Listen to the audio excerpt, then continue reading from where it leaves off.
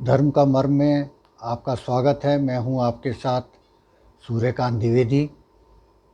माँ भगवती की आराधना का विशेष पर्व 7 अक्टूबर से प्रारंभ हो रहा है, जो 14 नवंबर को महानवमी के साथ संपन्न होगा। 15 अक्टूबर को विजयदशमी का पर्व है। इस बार शारदीय नवरात्र में एक तिथि का क्षय हो रहा है, यानी नवरात्र जो 9 दिन के होते हैं वह इस बार 8 दिन के होंगे। तृतीया और चतुर्थी इन दोनों के व्रत जो होंगे वो 9 अक्टूबर को होंगे, एक ही दिन। इसलिए नवरात्र 8 दिन के होंगे। जैसा कि आप जानते हैं कि इस बार पितृपक्ष जो है उसका एक दिन बढ़ा है और एक दिन नवरात्र का घटा है। सामान्यतः श्राद्ध का एक दिन बढ़ना शुभ नहीं होता और एक दिन नवरात्र का कम होना यह भी शुभ नहीं होता है। लेकिन डरने की कोई बात नहीं है। गुरुवार से शारदीय नवरात्र का प्रारंभ होता है और देवी को कहा भी गया है, दुम दुर्गाय नमः, जो दुर्गति का नाश कर दें, जो संकटों को दूर कर दें, जो धन धान्य से परिपूर्ण कर दें, ऐसी देवी भगवती का आगमन वो डोली पर हो रहा है। डोली पर उनका आना एक शुभ प्रतीक है। अभी जो अर्थव्यवस्था वो थोड़ी पटरी से उतर रही है कोरोना काल की वजह से, तो डोली पर आगमन देवी भगवती का सुख शांति, सुख समृद्धि, धनवर्षा, साहस, इन सब का प्रतीक है। आपकी भी जो परेशानियां हैं, निश्चित रूप से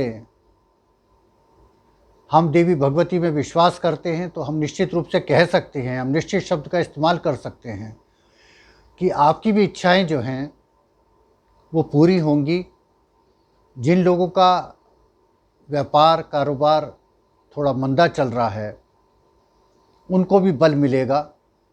स्वास्थ्य की दृष्टि से भी आपको लाभ होगा। जो 2 साल के समय स्वास्थ्य कारणों से खराब गया है, निश्चित रूप से अब हम मानते हैं कि शारदीय नवरात्र से दिनों दिन स्थिति जो है वो बेहतर होती चली जाएंगी। इसलिए शारदीय नवरात्र के मंत्र भी इस बार थोड़े से भिन्न होंगे, वो हम अलग वीडियो में आपसे शेयर करेंगे। इसलिए आपसे अनुरोध है कि धर्म का मर्म को सब्सक्राइब करते रहिए और हम प्रतिदिन आपको नवरात्र के विषय में, श्री दुर्गा सप्तशती के बारे में जानकारियां देते रहेंगे। तो आइए बिना किसी विलंब के हम आपको घट स्थापना का शुभ मुहूर्त आपको बता देते हैं।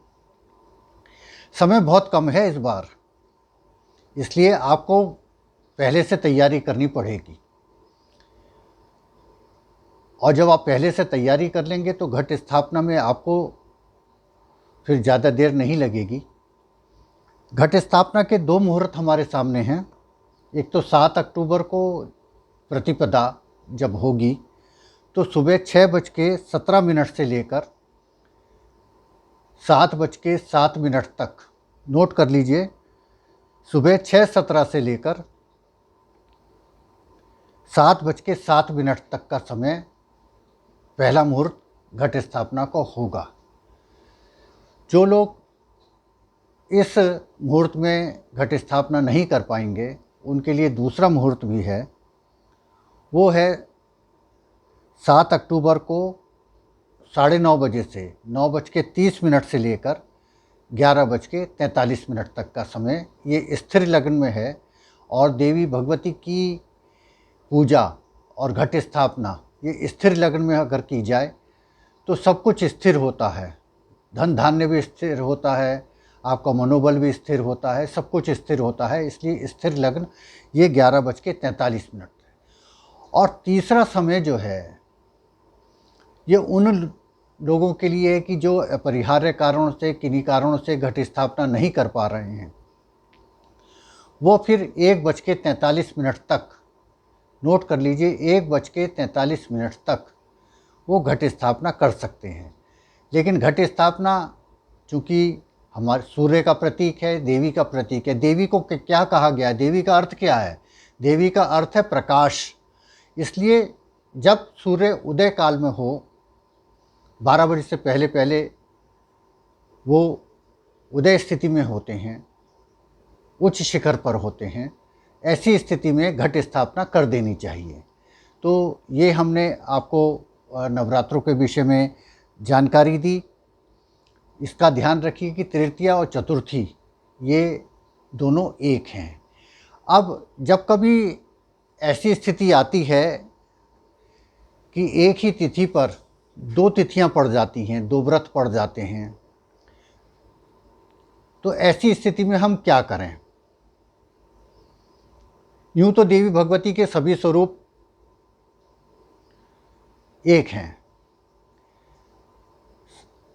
देवासुर संग्राम में देवी भगवती से जब असुरों का युद्ध हुआ तो देवी भगवती से असुरों ने कहा कि तुम तो भिन्न भिन्न रूपों में मेरे हमसे लड़ रही हो। कभी महाकाली के रूप में लड़ रही हो, कभी महासरस्वती के रूप में लड़ रही हो, कभी महालक्ष्मी के रूप में लड़ रही हो। तुम्हारे तो अनेकानेक रूप हैं, तुम एक होकर क्यों नहीं लड़ती हो हमसे? एक होकर लड़ो, तब हम तुम्हें बताएंगे कि हमारे अंदर कितनी शक्ति है। इस तरह देवी भगवती ने असुरों को कहा कि जो तुम मेरे रूप देख रहे हो, ये मेरे रूप भिन्न नहीं हैं, मैं एक ही हूँ और मेरा नाम है देवी, यानी दुर्गा। तो दुर्गा में समस्त शक्तियाँ निहित हैं, महाकाली भी हैं, महासरस्वती भी हैं, दशों महाविद्या उसमें हैं, 9 दुर्गा उसमें हैं, षोडश माता उसमें हैं। और जो आप अपनी शक्तियाँ देख रहे हैं, वो शक्तियाँ भी उसी देवी भगवती के प्रारूप में निहित हैं। इसलिए मंत्र कहते हैं, इस मंत्र के साथ मैं अपनी बात समाप्त करता हूँ। आप इस मंत्र को सुनते रहिए, 9 दिन तक इसको याद कर लीजिए। बहुत पवित्र मंत्र है ये, और कलश स्थापना करें तो बहुत ही अच्छी बात है। इससे हम कामना करते हैं देवी भगवती से, ओम दुर्भाग्य नाशनी दुम दुर्गाय नमः, ओम रोग हारणी दुम दुर्गाय नमः, ओम शत्रु विनाशनी दुम दुर्गाय नमः, ओम सर्वग्रह शांति प्रदायिनी दुम दुर्गाय नमः, ओम दुम दुर्गाय नमः, दुम दुर्गाय नमः, दुम दुर्गाय नमः, ओम सौभाग्य प्रदायिनी दुम दुर्गाय नमः, मंगल कारणी दुम दुर्गाय नमः, ओम दुम दुर्गाय नमः, ओम दुम दुर्गाय नमः, ओम दुम दुर्गाय नमः। बहुत बहुत नमस्कार। शारदीय नवरात्र की हार्दिक शुभकामनाएं। नमस्कार, प्रणाम।